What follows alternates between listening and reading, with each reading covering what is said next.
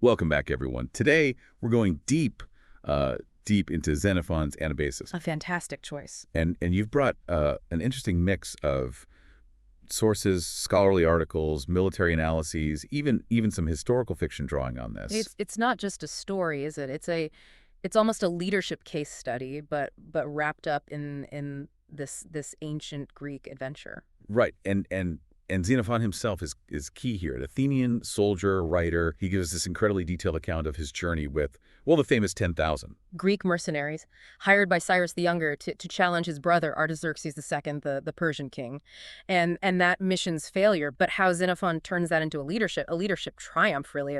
That's what makes this so endlessly fascinating. Yeah, and all the sources really agree that the sheer scale of this expedition is what hits you first. We're talking 401 BCE, thousands of men marching from Sardis and Lydia, Wow. like deep into the heart of the Persian Empire. This wasn't just a border skirmish. Cyrus was aiming for a complete takeover. And that context is crucial, I think, because the Anabasis, it's not just about survival, it's about how leadership functions under immense pressure with the stakes constantly rising. And Xenophon from the outset, he highlights these mixed motives of the mercenaries, lured by gold, obviously, but also bound by oaths, by a certain warrior ethos, which you'll see tested severely. And speaking of tested, the Battle of Canaxa, that's where things go really wrong for Cyrus. Yeah. What I find interesting is how Xenophon describes not just the military defeat, but the psychological blow to the Greeks. Oh, absolutely. The death of Cyrus, it leaves them stranded. Their employer's gone. They're surrounded by a hostile empire. And to make things worse, Tissaphernes, the Persian satrap, he tricks the Greek generals, lures them into a meeting, and then executes them. Xenophon, he uses the word treachery very deliberately. That's significant. It is. It highlights this Persian disregard for oaths, for safe conduct, something utterly abhorrent to the Greeks. This seems to tie into what some sources call the Greek worldview that comes through in the writing. It's not a neutral account. It's very much colored by Xenophon's, his Athenian perspective, where honor, keeping one word, that's paramount. And Persian methods are seen as underhanded. Absolutely. That clash of cultures is essential here. For the Greeks, this betrayal wasn't just a tactical setback, it was a moral outrage. And it's that outrage combined with their desperate situation that fuels this extraordinary determination to survive. And this is where we see the turning point in Xenophon's own journey, right? He goes from observer, recording events, to participant, thrust into a leadership role. But it's interesting, he doesn't just grab power. No, quite the opposite. He rallies the troops, these demoralized men, and he guides them to elect new leaders. That's fascinating. And it's one of Xenophon's key insights into leadership, I think, understanding when to lead from the front and when to empower others.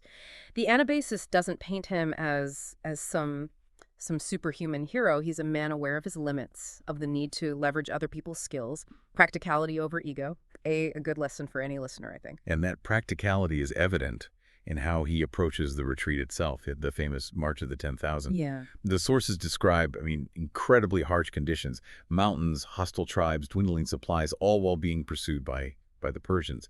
Yet Xenophon's account, it's not despairing. It's about problem solving. Absolutely. He shows us the importance of adaptability, of flexibility. There's one instance they're facing this steep mountain pass blocked by the Carducci tribe. So Xenophon, he uses a clever stratagem. He knows the Carducci fear right attacks. So he has his men, they pretend to make camp for the night, but then silently a detachment marches off, seizes the heights under cover of darkness. Wow. Tactical thinking, but also understanding your enemy's psychology. So we see that Xenophon's leadership, it's not just about bravery, giving rousing speeches. It's strategic, it's detailed, and always focused on the practicalities of survival in this hostile environment. Precisely. He stresses discipline, organization, clear lines of command, even as things get more and more desperate. He understands that their unity, the trust between them, that's essential for survival. And he takes very specific steps to cultivate those qualities within the ranks.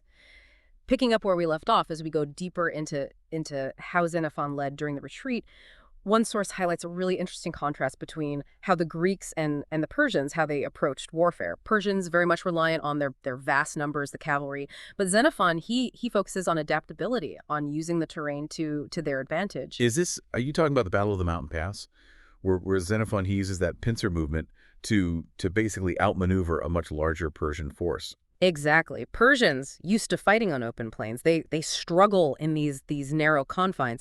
Xenophon, he spots this. He splits his forces, sends a detachment to scale the heights, flanking the Persians. So not only does this disrupt their cavalry charge, but the Greeks can now attack from two sides. Total chaos, and the enemy's routed. Several sources actually compare this battle to Thermopylae, much later, of course, where that small Greek force held off a massive Persian army.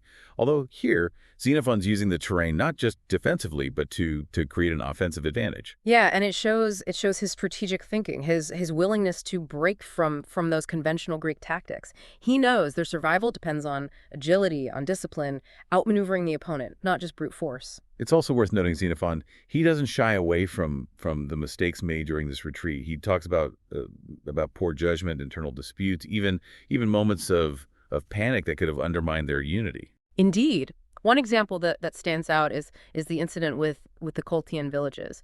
Weeks of hardship. The Greeks, they sense victories close, discipline slips, they start looting. Oh, that's dangerous. It is. This lack of restraint, it angers the Colchians, leads to this fierce battle, almost costs them dearly. So Xenophon uses this to underscore, even in moments of triumph, you can't let discipline go. Complacency, greed, those can be just as dangerous as any enemy. This also shows something else about Xenophon's leadership, his ability to learn from mistakes.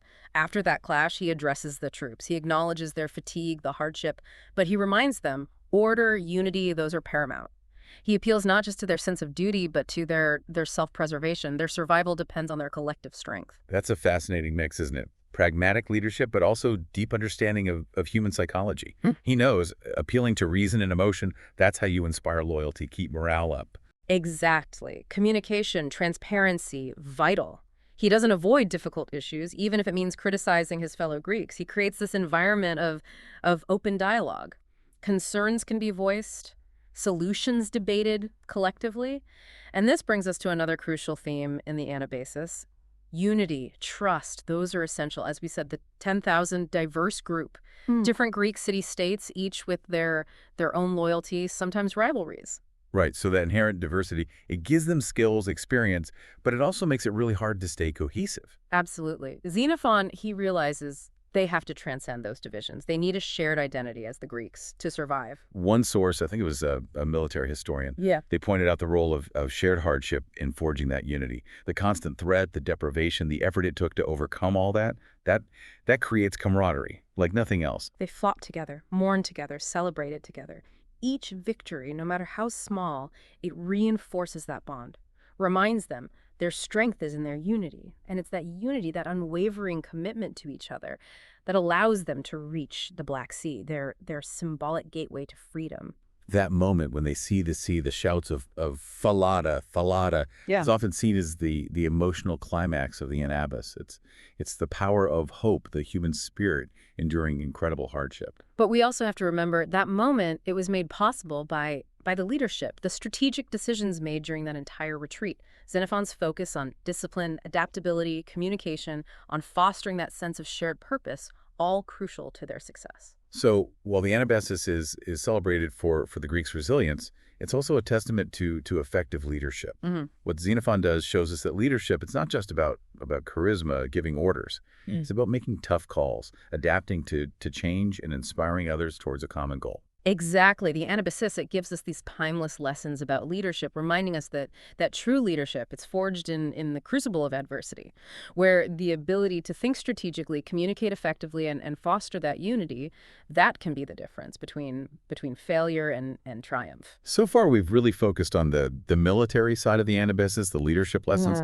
But what's striking is how Xenophon, he goes beyond just battles and tactics. Lots of sources point out this book, it's also a window into that ancient world, the landscapes, the cultures these Greeks were moving through. Oh, absolutely. And his descriptions of Persia especially, they're really insightful. He doesn't just portray them as the enemy. He acknowledges their wealth, the sophisticated infrastructure, how vast that empire was. Yeah, and yet there's also this subtle critique of their system of governance.